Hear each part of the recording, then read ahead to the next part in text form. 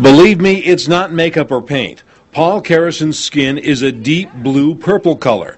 The 57-year-old started making the transition from fair skin and freckles to this about 14 years ago. The change was so gradual that I didn't perceive it.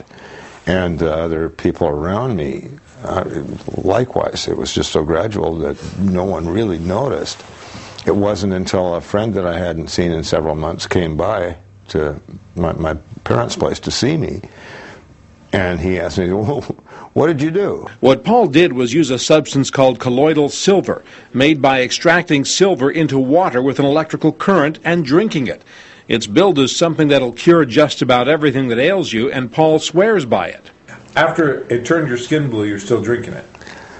Yes, but much less. Actually, Paul doesn't believe drinking this potion caused the discoloration. He believes it happened because he rubbed it on his face to treat a skin problem.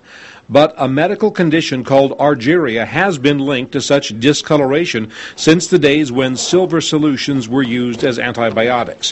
Whatever the cause, Paul Carrison says it's not easy living life as a blue man. I do tend to avoid public places as much as I can. His girlfriend, Jackie Northup, says she was surprised at first, but is now quite used to it. The only time now I really think about it or notice it is if we're out in public and people start staring.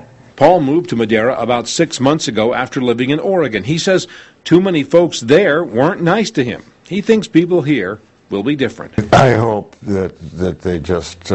accept you and learn to like you. Yeah, accept me, you know. He's a very kind man. A big heart.